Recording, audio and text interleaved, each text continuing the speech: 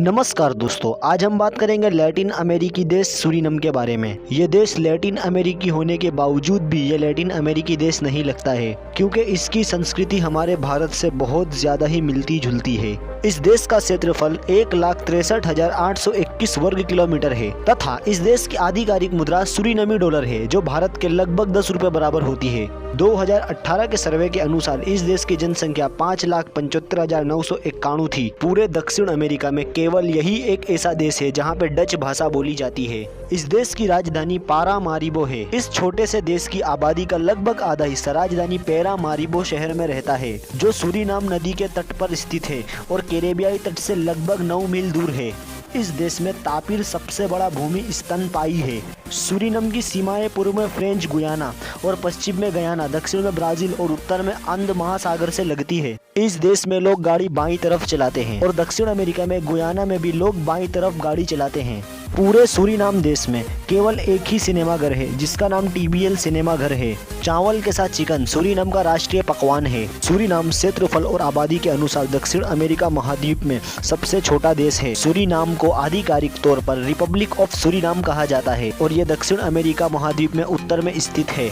2 नवंबर 1712 में सूरीनाम सरकार French अपहरणकर्ता Jacques कसर्ड को 6,82,800 दिए। 16 नवंबर 1771 में वेस्ट इंडियन कंपनी और एम्स्टर्डम ने सूरीनाम को विभाजित किया। 25 नवंबर 1975 में दक्षिण अमेरिका के सूरीनाम देश को हॉलैंड से पूर्ण स्वतंत्रता मिली। 24 दिसंबर 1990 में एक सैन्य तख्तापलट द्वारा राम सेवक शंकर को सूरीनाम के राष्ट्रपति के रूप में हटा दिया गया। इस देश में एक प्रकार का मेंढक पाया जाता है जिसका नाम है पीपा, और इसके दांत और जुबान नहीं होते हैं और ये दुनिया के बहुत कम हिस्सों में पाए जाते हैं। इस देश में 48% ईसाई धर्म का पालन करते हैं, 14% लोग मुस्लिम धर्म का पालन करते हैं और 22.5% लोग हिंदू धर्म का पालन करते हैं। इस देश में एशियाई ज्यादा बसे हुए हैं और उनमें से लगभग ज्यादातर एशियाई हमारे भारतीय हैं, जो यहाँ पे हिंदू और मुसलमान धर्म के हैं। इसके अलावा भी यहाँ पे जवानीस और मरून और अन्य प्रजाति के लोग हैं। बस इसी कारण हमें यहाँ पे बहुत सारी विविधता देखने को मिलती है। यहाँ पे हमारे भारत देश के निवासी ज्यादातर एक शादी पे विश्वास करते हैं और पूरा जीवन एक ही पत्नी के साथ बिताते हैं, परंतु मरून जाति के लोग एक से अधिक शादी करते हैं। इसी समुदाय में एक महिला एक से अधिक वर रखने में विश्वास रखती है।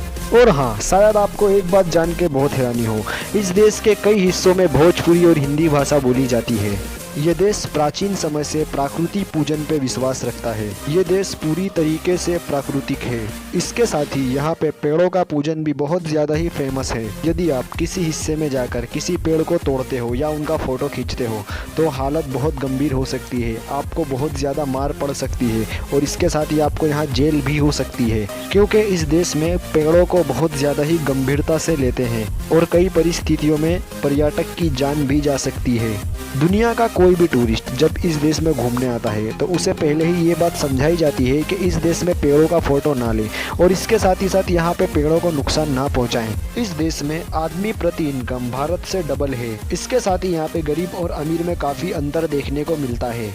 इस देश का रहन सहन भी काफ़ी अच्छा है। और आपको एक बात जान के हैरानी होगी, यहाँ का ज़्यादातर इनकम एग्रीकल्चर से आता है। विश्व बैंक के सर्वे के अनुसार इस देश में कन्या का साक्षरता दर 98.80% है और रही पुरुषों की बात तो उनका 97.97% है और यहाँ का कुल साक्षरता दर 94.68% है। तो दोस्तों, वीडियो देखने के बाद आपको ये बात का अंदाजा तो लग ही गया होगा कि हमारे भारत को इस देश से कितना सीखने की आवश्यकता है। वो इसलिए क्योंकि यहाँ पे किसी भी प्रकार के धार्मिक दंगे नहीं होते हैं और यहाँ पे पेड़ों का बहुत ज़्यादा महत्व दिया गया है और हमारे भारत देश में तो बहुत ज़्यादा ही पेड़ काटे जाते हैं। तो दोस्तों, यदि आपको वीडियो पसंद आया हो तो कृपया इस वीडियो को लाइक करें, इस चैनल को सब्सक्राइब करें, अपने मित्रों के साथ इस वीडियो को शेयर करें। आपका बहुमूल्य समय देने के लिए बहुत बहुत धन्यवाद। मिलते हैं अगली वीडियो में।